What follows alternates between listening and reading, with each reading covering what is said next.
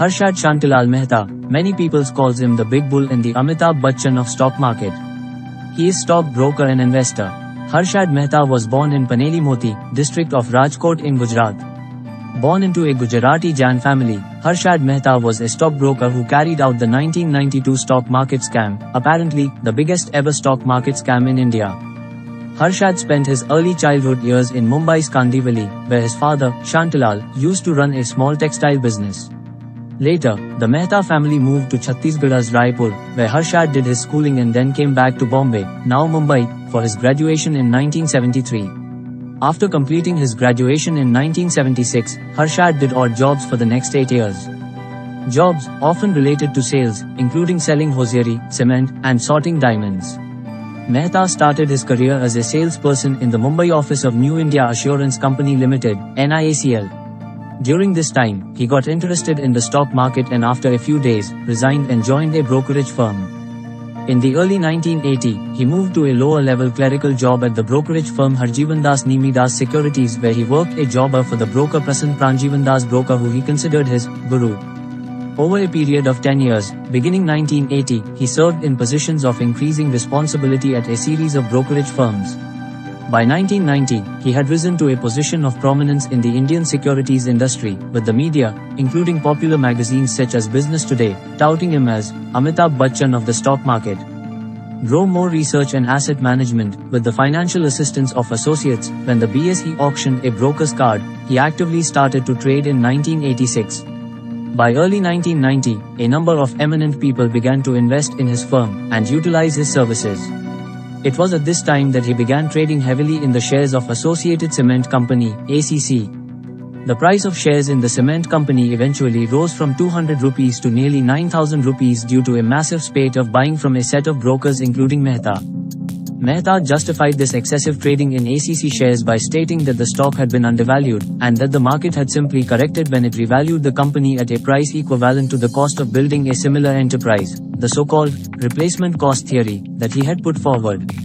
During this period, especially in 1990-1991, the media portrayed a heightened deified image of Mehta, calling him the Big Bull. He was covered in a cover page article of a number of publications including the popular economic magazine Business Today, in an article titled, Raging Bull. His flashy lifestyle of a sea-facing 15,000 square feet penthouse in the Tony area of Worli, complete with a mini golf course and swimming pool, and his fleet of cars including a Toyota Corolla, Lexus LS400, and Toyota Sierra were flashed in publications. These further exemplified his image at a time when these were rarities even for the rich people of India. First scam by Harshad Mehta. Harshad Mehta learned about the share market and techniques through his employment. He learned them through his own experience, not from books or the internet. He was a brilliant man who learned about the stock market in a short time. He was well versed in how the stock market rises and falls. In 1986, he established his own brokerage firm, Grow More Research and Asset Management, to sell and buy shares from the public in a certain company's market in order to broaden his company. His customers began to approach him for advice on where to invest in or purchase shares in the stock market. He selected some filthy firm that is of no use, where those companies do not even have an address, or a company that does not exist. He was nicknamed the Red Bull of Dalal Street, as well as the Amitabh Bachchan of the Indian stock market. The shareholders made a mistake by refusing to double-check the information given by him. They acquired those shares because they fully trusted him. The strategy employed to enhance these share market values was to portray such companies as profitable companies that generate benefits for those shareholders. There was no internet in the 1990s to check, thus this was his first scam. He made a lot of money from the stock market. Later, he needed more money to invest in the stock market, but he hadn't earned enough money from the stock market to do so. Because investing in the stock market required so much money, it was usually done by wealthy people. Second scam by Harshad Mehta. Then, taking the next step, Harshad Mehta opted to work as a broker for banks in the financial market. He tricked the banks by presenting as a broker to some of them. Bank brokers connect two banks for the purpose of lending money and receiving money when the bank requires it using the bank's securities. Harshad Mehta directed the lending bank to deposit the funds into his personal account, from which he transferred money to the receiving bank. Similarly, he triggered and received unlawful funds from various well-known banks, including National Housing Bank, State Bank of India, and UCO Bank, by utilizing forged bank receipts. He began by crediting such funds to the banks appropriately, and then he gradually began to scam those banks by crediting funds to his accounts without any bank security. He got additional money in crores as a result of this fraudulent plan and invested it in his small business. The bank's money is the people's money that was handed to the bank for safety or security. Those funds were not managed effectively and were delivered to him, where he spent it. He offered money and forced all wealthy people not to open his scams, but when he began to expand in wealth, everyone began to take note of his behavior, especially Sucheta Dalal, a Times of India journalist. When she learned about all of Harshad's frauds, she began to take note of his activities. Then she posted the news in an article about the Harshad scam, and all shareholders became aware of the fraud, and each shareholder began selling all their shares at a low price. The shareholders' firm began to lose money, and the RBI began to investigate and found Harshad's fraudulent scam. He had committed a $1 billion scam to purchase stocks from the Bombay Stock Exchange, resulting in a significant loss of Rs 0.3500 - 4,000 crores to the financial system and a severe collapse of the Indian stock market, which is known as the Scam 1992. He was arrested and then later released on bail. Harshad Mehta was accused of 74 criminal cases.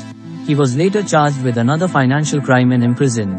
Facts about the infamous Harshad Mehta scam of 1992. Banks were eligible to trade in the share market until the early 1990s. Harshad, who had links with bank executives, offered the banks a greater rate of interest in exchange for transferring the funds straight into his personal bank account. Fake financial receipts were also produced in his name by the banks. After fraudulently obtaining cash from banks, he utilized the vast sum of money to purchase a few selected shares, causing the price of those shares to rise. This would encourage other investors to buy those specific shares, causing the price of those shares to rise rapidly. He would then sell his shares secretly to pocket the big profit. For example, in 1991, Harshad started investing in the shares in Associated Cement Company and increased their value from 200 rupees to 9,000 rupees in less than 3 months. Many people were suspicious of Harshad's luxurious lifestyle, but it was journalist Sucheta Dalal who decided to take a step further and looked into the ways through which Harshad acquired such wealth in such a short period of time. The Harshad Mehta scam finally came to an end on April 23, 1992, when Sucheta published an article in the Times of India detailing Mehta's fraudulent strategies for controlling stock prices. Harshad Mehta scammed the State Bank of India for 5 billion rupees by creating an SGL receipt that disappeared, according to her. People had started to look for Harshad after that. On February 28, 1992, the tax institution conducted searches. The RBI set up the Janakiraman Committee, and he was found guilty and charged with 74 criminal offences. In November 1992, he and his brothers, who planned and executed the operation together, were imprisoned by the Central Bureau of Investigation. The financial regulatory system in India has undergone several adjustments as a result of the scam. The Securities Laws Amendments Act of 1995 was enacted. After 3 months in prison, Harshad and his brothers were released on bail, and weeks later, he and his lawyer, Ram Jethmalani, openly announced that he had given 1 crore rupees to Prime Minister P.V. Narasimha Rao as involvement to the Congress to just get him off the hook. Fake bank receipts, BR. Harshad Mehta was offered fake bank receipts by 2 well-known banks, the Bank of Karad and the Metropolitan Cooperative Bank Limited. They were handed to banks, who in turn provided him money. He faked bank receipts by asking for the help of bank staff involved in the scam. He utilized them to withdraw funds from banks in order to invest in the stock market. He was arrested and banished from the stock market, with investors holding him responsible for causing losses to various entities. Mehta and his brothers were arrested by the CBI on the 9th of November 1992 for allegedly misappropriating more than 2.8 million shares of about 90 companies through forged share transfer forms. The total value of the shares misappropriation was placed at 250 crore rupees, equivalent to 16 billion rupees or 200 million United States dollars in 2020, and various bank officers were investigated and implicated in fraudulent charges. The 5 main accused officials were related to the Financial Fair Growth Services Limited, FFSL, and Andhra Bank Financial Services Limited, ABFSL. The chairman of Vijaya Bank committed suicide following the news about the bank receipt scam. The scam led to the resignation of P. Chidambaram, who was accused of owning shell companies connected to Mehta. Mehta was convicted by the Bombay High Court and the Supreme Court of India for his part in the financial scandal valued at 49.99 billion rupees, US $740 million. Various bank officials were arrested, leading to a complete breakdown of banking systems. Subsequent reforms. The first reform was the formation of the National Stock Exchange of India, NSE. It was followed by the development of the Key Code for Desirable Corporate Governance by Rahul Bajaj. The Key Code commanded the formation of two major committees headed by Kumar Mangalam Birla and N.R. Narayana Murthy, and overseen by the Securities and Exchange Board of India, SEBI. The objective was to monitor corporate governance and prevent future scams. The SEBI were to monitor the NSE and the National Securities Depository. For the equity market, the government introduced 10 Acts of Parliament and one constitutional amendment based upon the principles of economic reform and legislative changes. The introduction of online trading by NSE changed the dynamics of stock buying and selling.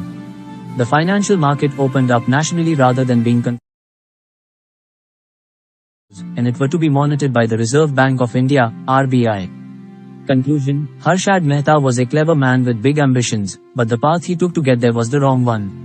This path led to his downfall and, finally, his death. One of the loopholes that the scam brought into light was that there was a complete absence of clarity in the financial markets. Irregularities of all kinds were so widespread that even highly irregular transactions raised very little inquiry. This is the ideal setting for a scam to take form and develop to dangerous dimensions. The Harshad Mehta scam was the most public and terrible financial scandal to ever occur in India. Many individuals had died and some even committed suicide. All of the wealthy individuals were suffering from mental and physical exhaustion as a result of the scam. He was a brave stockbroker as a natural outcome and was well versed in both the banking system's weaknesses and techniques of how to enjoy those benefits from them. No, he wasn't a hero. He was a fraudster, and that's what he will be always. Who has given you the right to use the nation's money to make yourself rich? There was no exploitation of loopholes, just bribery of government officials. Thinking for yourself, giving ABR without delivery is not a problem of the system, it's the problem of the people in the system. No one would have thought that people can go that dishonest. And the fact that he didn't run away from India was not because he was a nationalist. At that point of time, political monopoly was huge, due to which investigations could be stopped, cases could be bailed. He even had a deal with the ruling party of India, after which he got bailed. He himself had become a hero, or you could say a don. He made the market euphoric and in the process used banks and misused the stock market at a large scale. That was the first scam after independence. And that scam really shook the Indian economy and Indian politics. The scam was severe and it left a permanent scar on the capital market. When Harshad Mehta was arrested after the scam, he made a sensational claim that he had handed over a suitcase of cash to P.V. Narasimha Rao to get him off the hook in the case, but P.V. Rao denied it. Still, the case study is going on of this scam. The greed to make quick money and ego to beat the system and become invincible, this is what going on in our country. There are many black holes in our legal system due to which people like Nirav, Malyar and Harshad successful in their mission, which seems impossible. I am learning about stock market from last 6 months, and what I found, the majority of investors are unsuccessful in this market because they want to become cropetus overnight. People lost their fortunes, which they built in 30, 40 years, in 1 year. In one scam, you could lose all your things, all your savings of 30, 40, 50 years. Getting returns in 1000 looks like a cakewalk, but remember, Rome was not built in a day, but Hiroshima and Nagasaki were destroyed in a day. The conclusion end is he is not hero or villain, but he is good and intelligent investor who gives stock market to the new era and beat all bears who think they rule or making laws about stock market, but the reality is this market is for all.